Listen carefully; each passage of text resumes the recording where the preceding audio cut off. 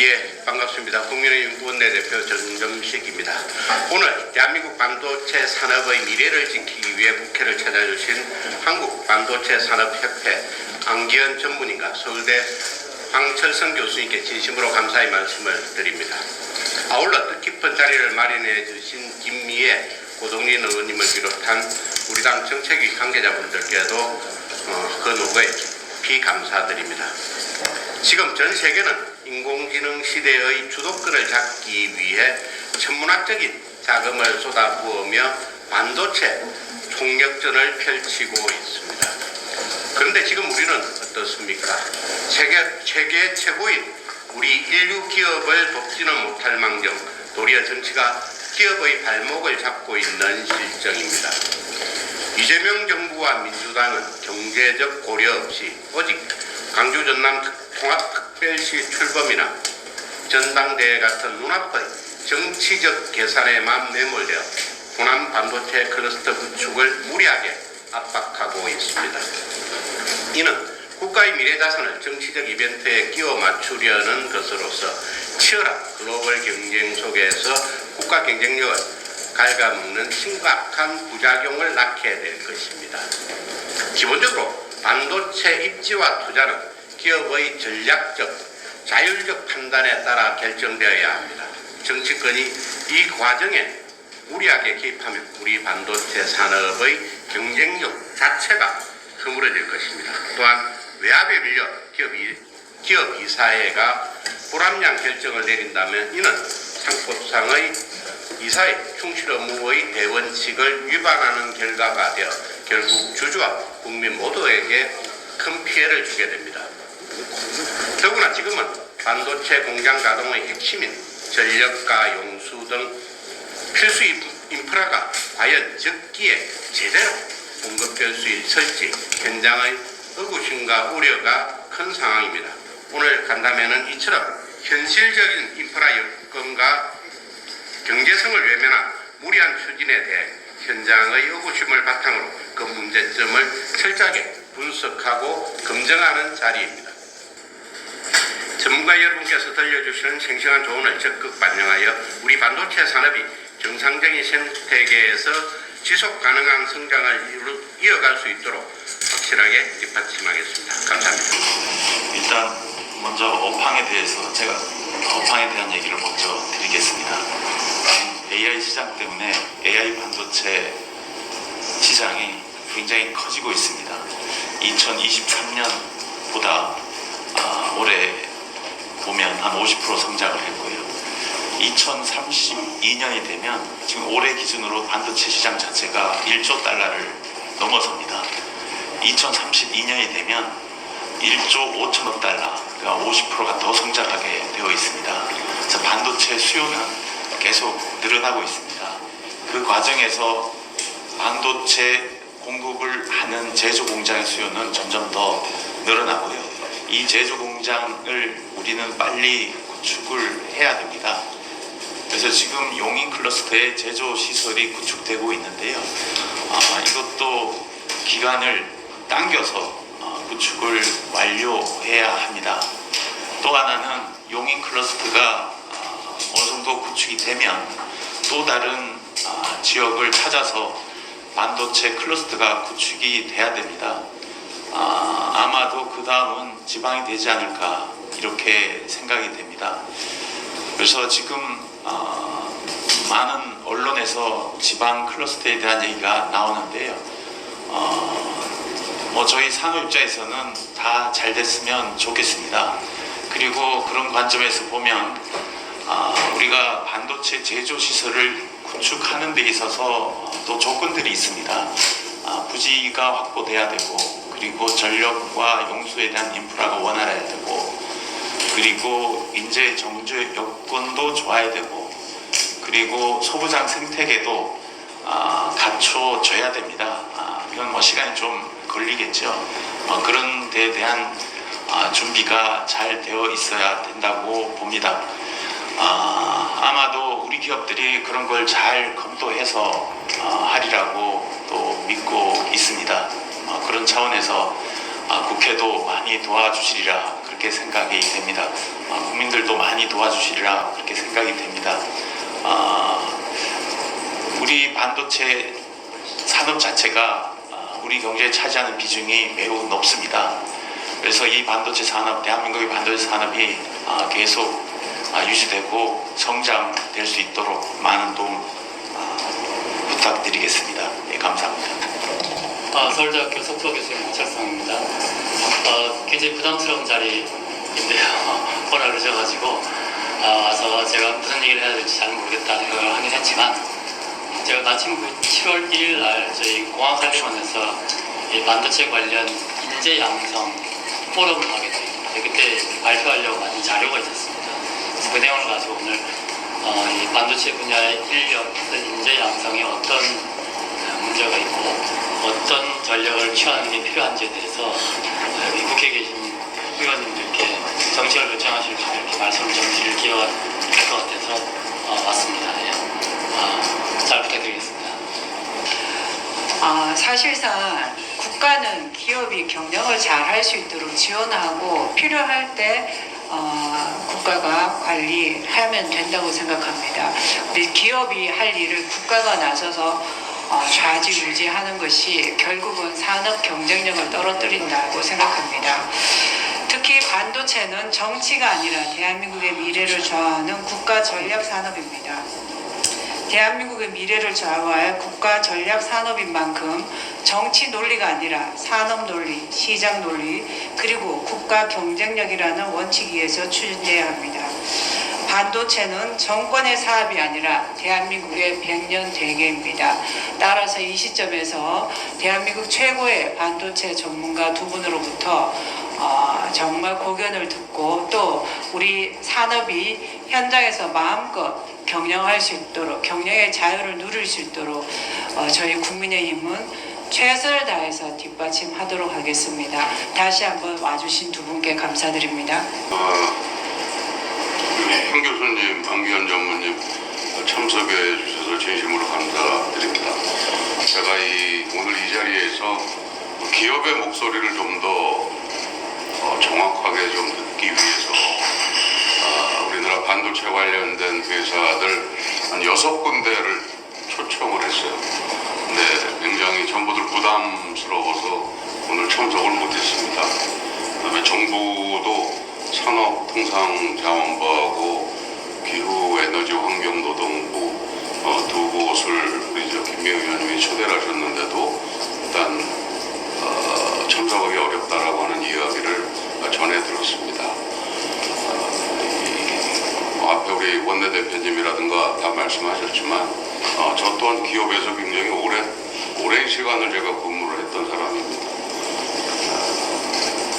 기업의 활동을 정부가 지원하고 도와주는 게 옳은 거지, 이게 뭔가 압력을 놓고 뭔가 압박을 하는 듯한 것도 또 공개적으로 이거는 결코 바람직하지 않습니다.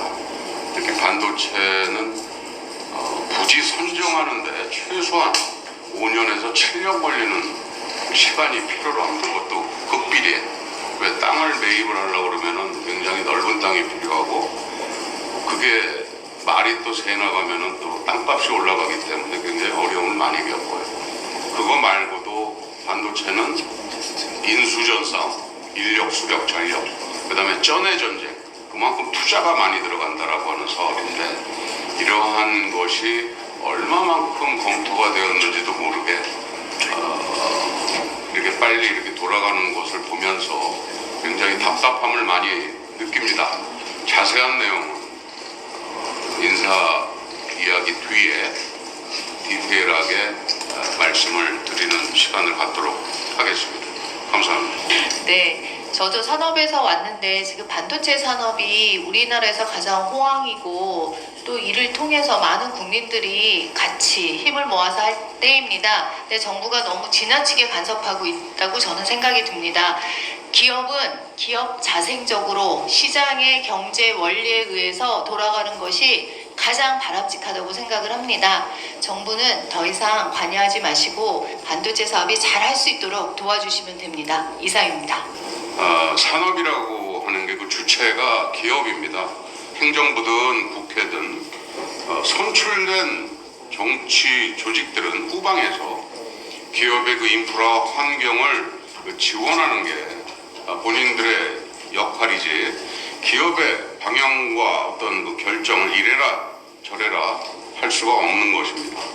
현재 대한민국 그 반도체 산업이 세계 시장에서 주목을 받고 있습니다만, 정부라면 국가적인 차원에서 그걸 응원하고 지원을 해야지, 어떤 기업이 정할 입지를 청와대가 직접 나서서 호남으로 기업을 드리겠다라고 하는 것은 정치적 의도가 있는 선동에 불과합니다. 그 핵심 내용을 좀 말씀을 드리도록 하겠습니다. AI 시대 메모리 반도체가 이제 병목 현상을 보이고 있습니다. 앞으로도 이러한 현상은 지속될 것으로도 전망이 됩니다. 우리나라 입장에서는 굉장히 좋은 일이죠. 하지만 반도체 산업은 부지 선정과 검토에 보통 5년에서 7년이 걸리는데, 이재명 대통령이 지난해 그 12월 에너지원이 풍부한 남쪽 지역으로 기업이 눈을 돌려야 한다고 말한 이후에 호남 투자 이야기가 청와대를 중심으로 공식화되고 있는 것은 사류 정치가 글로벌 인류 기업들의 팔을 비틀고 있는 것으로 보일 수밖에 없다라고 말씀을 드리겠습니다. 두 번째, 아까 말씀드려도 반도체 산업은 흔히 인수전 싸움, 즉 인력 수력, 전력이 키입니다. 그리고 전해 전쟁이라고 하는 것은 막대한 투자가 들어간다라고 하는 것입니다. 전력 측면에서 보면 용인의 삼성 국가산단 팹 6개 10기가와트가 필요하고, SK 일반 산단 팹 4개에는 5.5기가와트가 필요합니다. 삼성이나 SK나 산술적으로 계산해 보면 팹 1개에 통상 1.5기가와트가 필요로 합니다.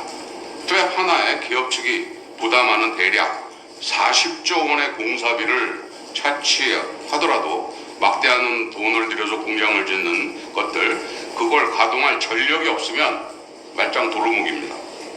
이재명 정부와 민주당이 말하는 것은 새만금 등의 태양광 재생 에너지를 많이 강조를 하는데, 그 실효율이라고 하는 것이 20%가 안 됩니다.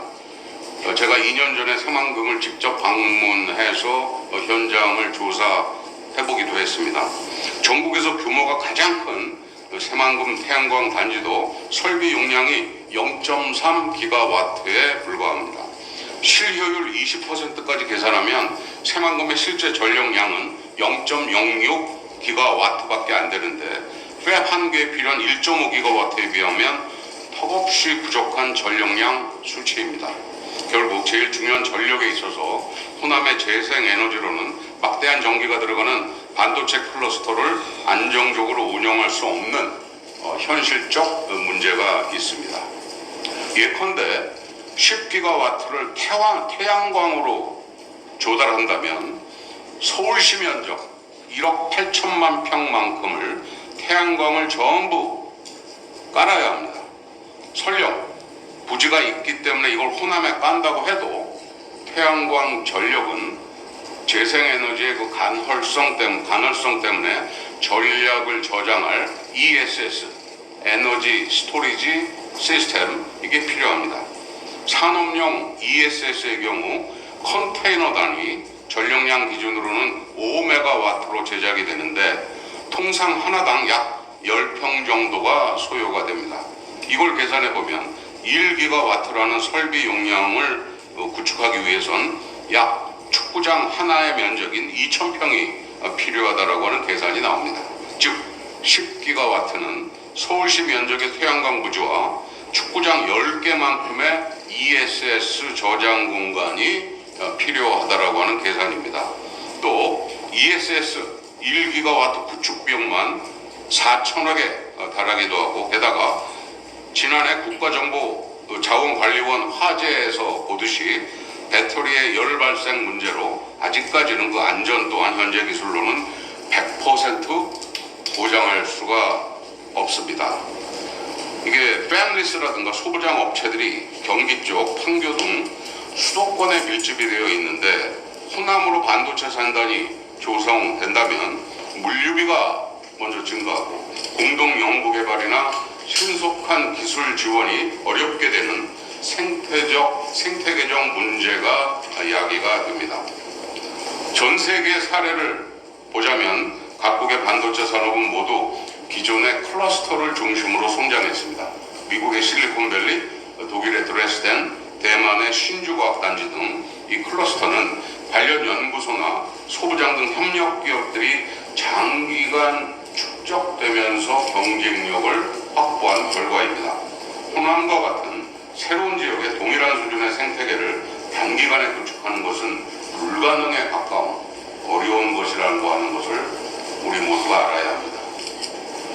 이 인력 측면에서 보면 반도체라고 하는 산업은 생태계를 따라 움직이는 것이고 그 생태계 자체가 수도권에 조성되어 있기 때문에 인력 또한 수도권으로 모이게 됩니다. 바꿔 말하면 반도체 인력이 호남으로 가야 할 어떤 뚜렷한 동기부여가 많지가 않다라고 하는 것을 생각을 해야 합니다. 현재 우리나라 반도체 전문 인력과 소부장 기업들은 수도권 남부에 많이 집적되어 있는데 이러한 상황에서 호남에 새로운 반도체 산단을 조성하면 신규 인력을 충분히 확보하기보다는 기존 클러스터에 숙련된 인력들을 수도권과 서로 유치하는 경쟁을 촉발될 가능성이 큽니다. 이것은 인력난과 비용 상승 등을 초래할 수 있기 때문에 그런 관점에서 반도체 산단의 신규 조성은 호남과 같은 단순한 입지 결정보다 인력을 유인할 수 있는 생태계가 있는지, 개발 인력들, 관련 인력들의 정주 여건이 조성되어 있는지 등 다각적으로 검토해야 한다고 하는 말씀을 드립니다. 종합적으로 보자면 이번에 청와대로부터 나온 반도체 호남 신규 투자권은 이재명 대통령의 떨어지고 있는 국정 운영 지지율을 파괴하려는 차원에서 나온 하나의 선동적인 쇼에 불과하다고 생각이 듭니다. 반도체 팹 하나 짓는 데에만 보통 7년이 걸립니다. 이재명 대통령 임기는 2030년까지로 4년이 남았는데 임기 종료 후에도 기업들이 정말 호남에 투자할지 의문입니다. 대통령과 청와대 참모진들이 기업들을 압박해서 마치 MOU를 맺은 것처럼 취적으로 홍보하고 실제 이행을 하지 않는 그런 구태의 모습은 제발 지양하기를 바랍니다. 산업의 입지라고 하는 것은 기업이 직접 결정해야 하는 것입니다.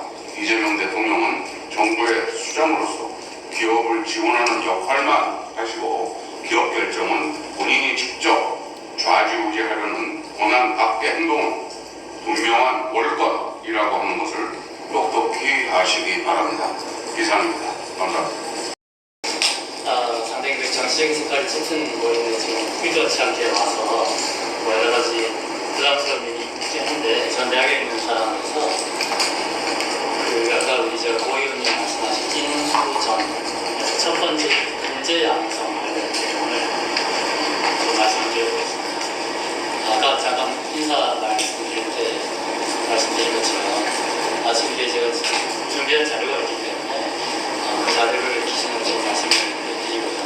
시간 되면 그 의원님께서 말씀하신 전력 관련 문제에 대해서 조금 생각해 봐야 될 부분을 짚어보겠습니다.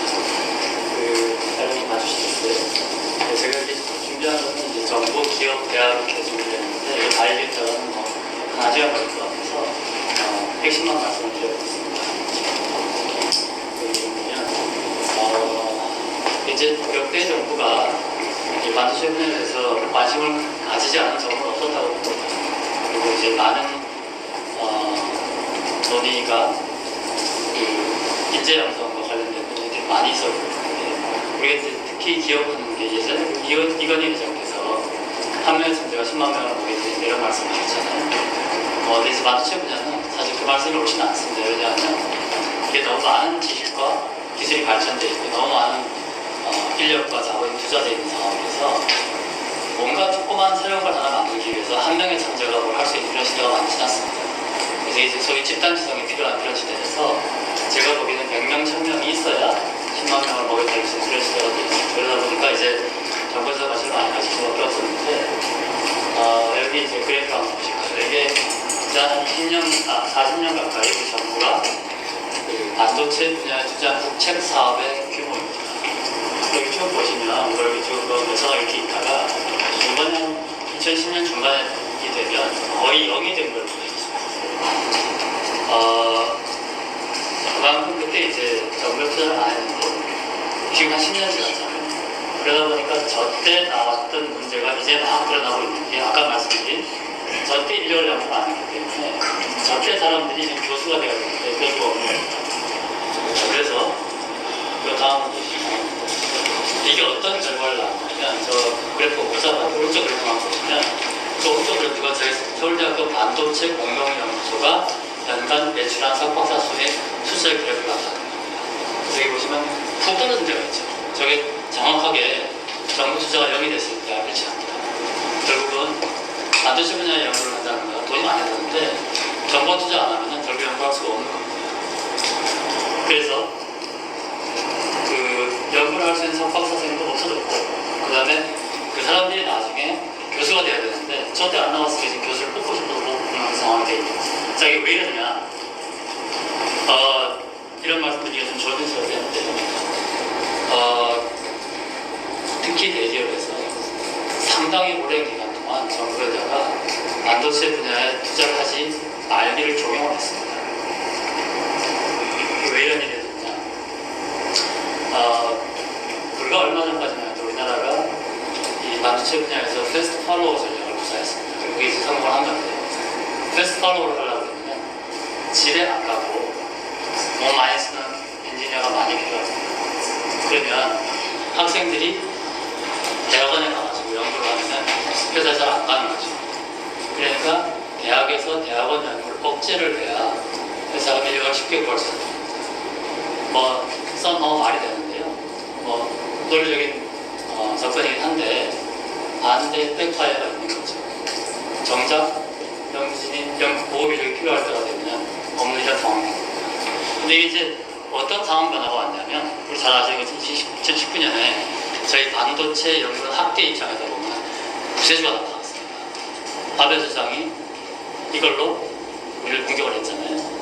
그래서 그때 이제 문재인 정부 시절 때 산업부에서 나서가지고 기업들을 쭉 쫓아다니면서 뭐가 제일 필요하냐라고 물어봤더니 하나같이 한 말이 사람이 필요합니다.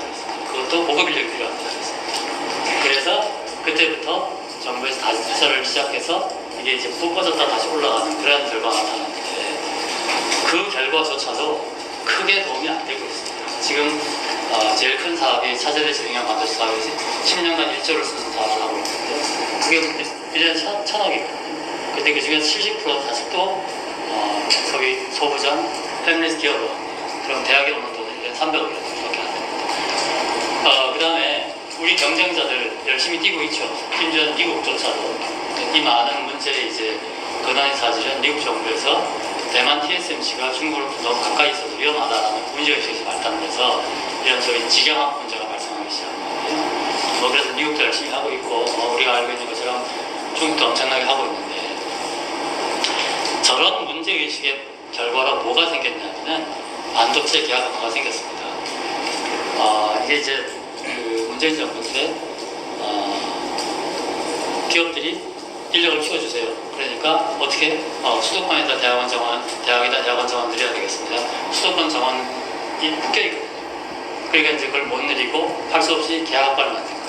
그래서 이제 계약학과에 현황 비가 총 10개 대학, 10개 학과가 있고 연간 지금 510명을 선발했는데 지금 이제 이게 현황이고요.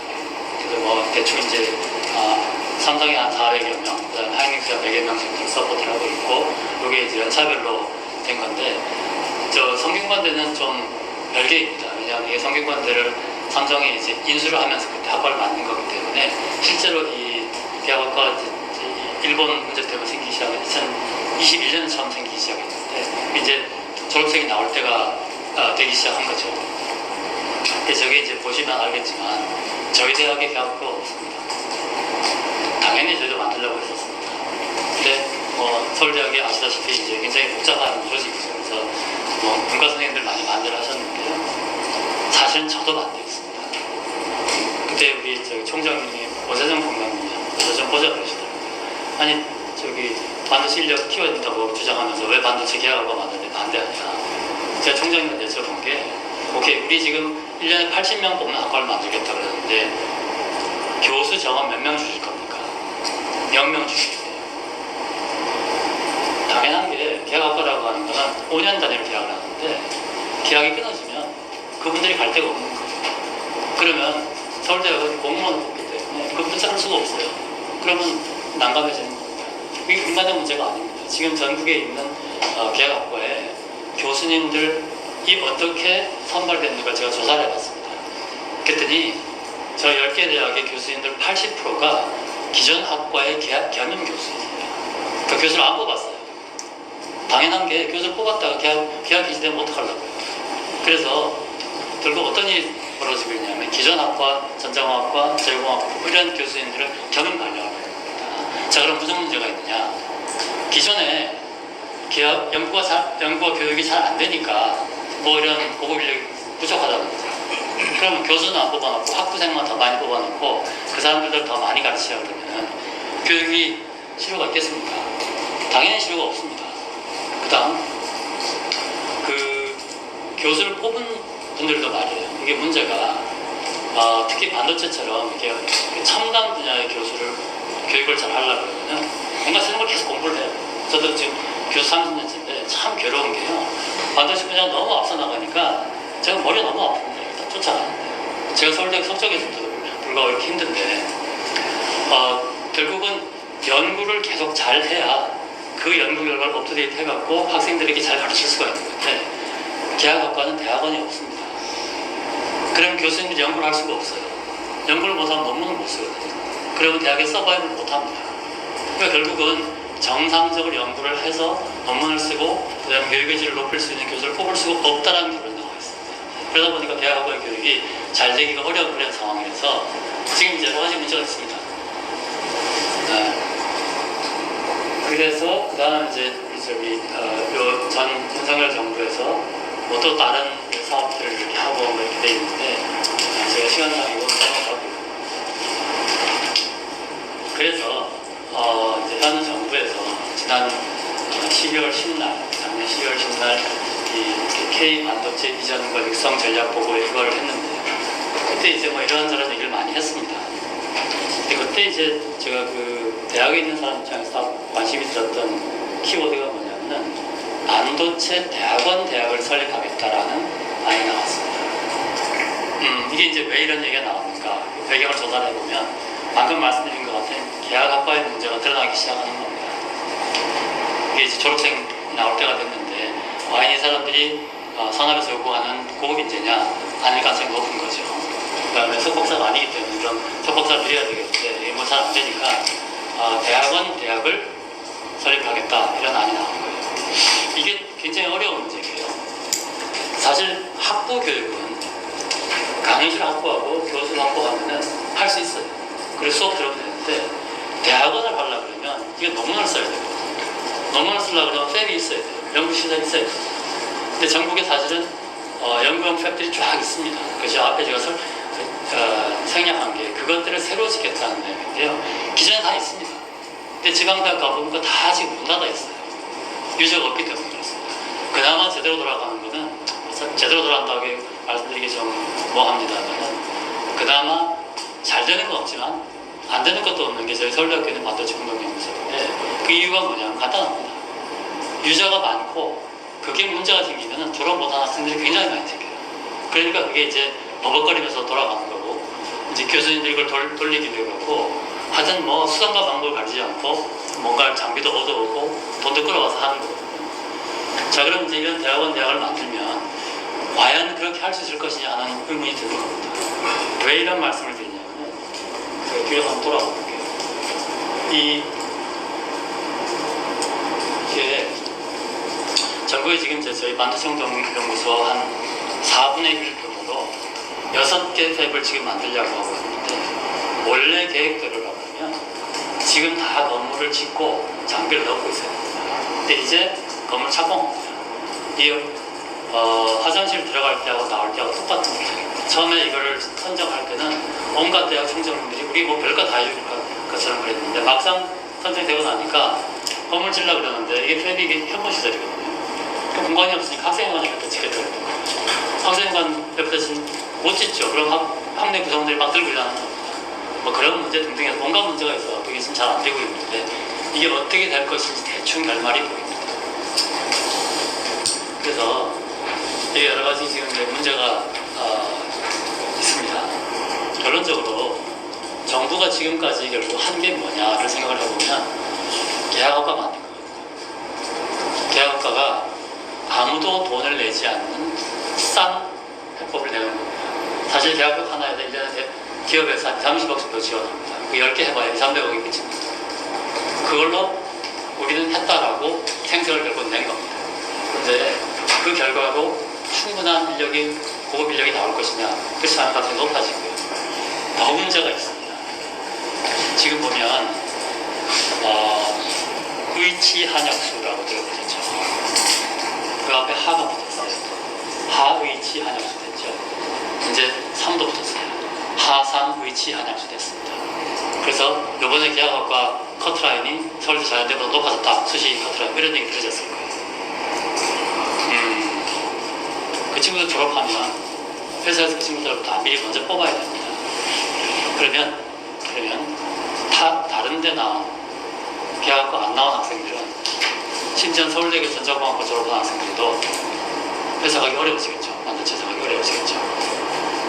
과연 이게 옳은 일이겠습니까? 문제가 있습니다. 결국 이런 문제의 시발점은 사실은 뭐 기업이 아까 이제 제공을 한 건데 지금은 회사 입장이 좀 바뀌긴 했습니다. 하지만 여전히 여러 가지 이제 문제가 있고요. 이번에 아마 그 노조 문제 때문에 더 이런 문제들이 이제 들어가서 그렇긴 합니다. 대학은 문제가 없냐? 대학의 문제가 굉장히 심각합니다.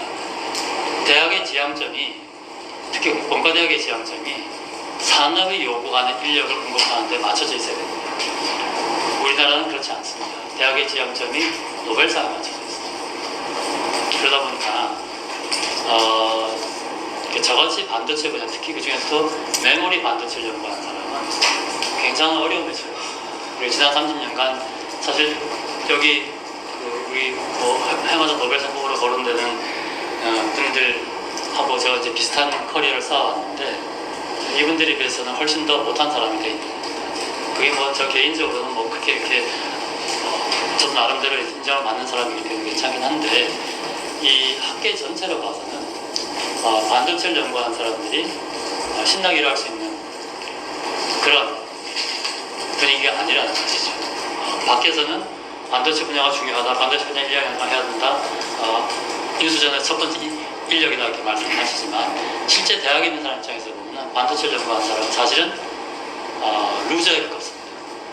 특히 우리나라가 요구하는 메모리 반도체를 연구하는 사람들은 바보에 가깝습니다. 그런 문제가 이제 굉장히 오랫동안 지속이 돼 있고 지금도 진행 중입니다.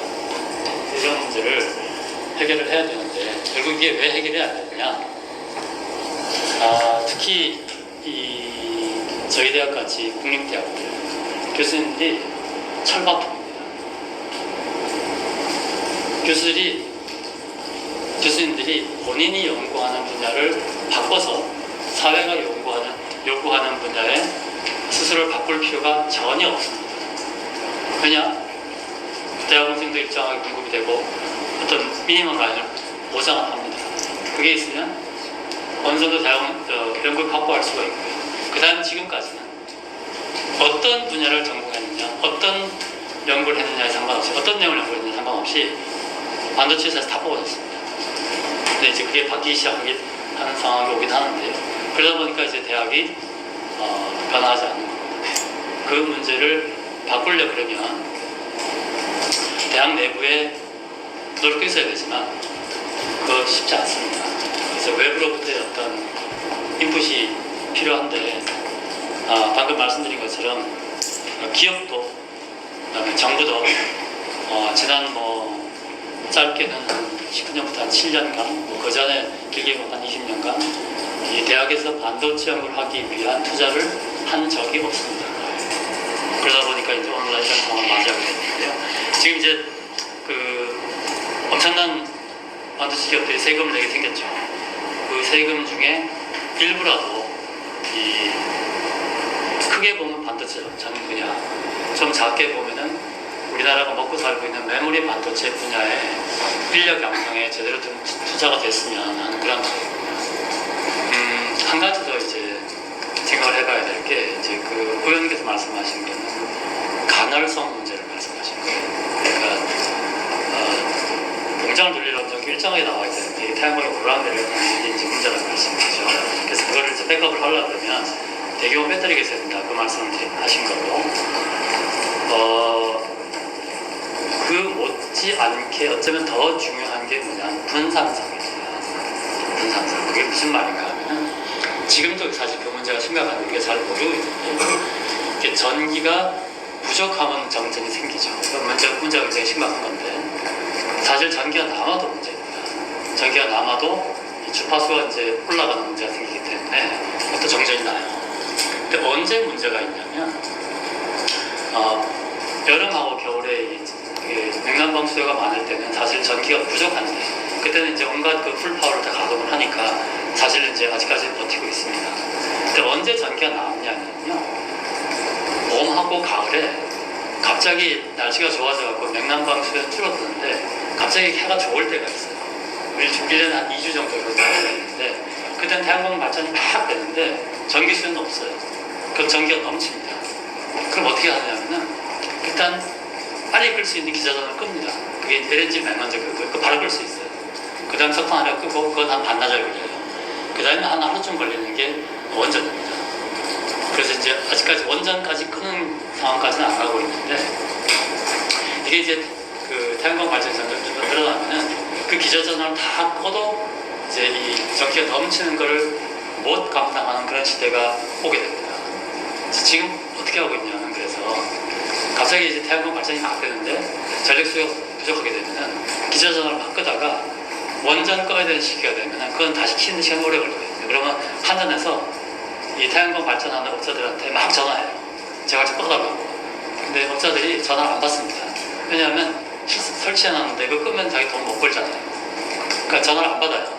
그러면 이제 그 다음에 무슨 일을 하냐면 한전 직원들이 집집마다 다 가서 막 두들겨요. 제발 좀 전기 좀 꺼달라고. 근데 예를 들어 1기가와트를 1kW짜리 분산형 태양광 전원으로 커버를 하려고 하면 100만 가구가 있어야 돼요. 그 100만 집을 가서 두들기면서 전기를 꺼달라고 할 수는 없는 것이거든요.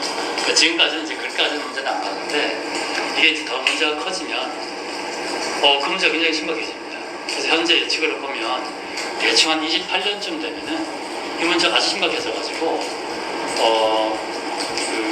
아까 말씀드린 태양광 발전은 막 되는데 전기 수요는 줄어드는 그 시점에서 태양광 발전을 다 꺼야 되는 그런 시점이 오게 돼 있어요. 그러니까 원전도 다 끄고 이렇게 되면 아차하면 대정전이 날 가능성이 생깁니다. 그러면 태양광을 기반으로 해서 반도체 공장을 지었다가 정말 감당하지 못하는 사태가 생길 가능성이 높아집니다. 그래서 이게 이제 가능성도 문제인데 그런 분산 전원의 문제가 굉장히 심각합니다. 그래서 그 문제를 조절할 수 있는 어떤 기구가 없으면 이제 아주 그 위험한 사단구를 짓는 겁니다. 많은 어려움 속에서도 이 토론회 간담회 참석해 주신 황기현 전문인과 황추성 교수님께 진심으로 감사의 말씀을 드립니다. 특히 교수님 말씀을 통해서 우리 고급 인력 양성 과정에서의 문제점 그리고 이 소위 반도체 호황으로 인한 초과 세수를 우리 반도체 인력 양성에 투자를 해야 된다라는 말씀에 대해서 전적으로 공감을 하면서 앞으로 국회 내에서 이런 부분들이 실현될 수 있도록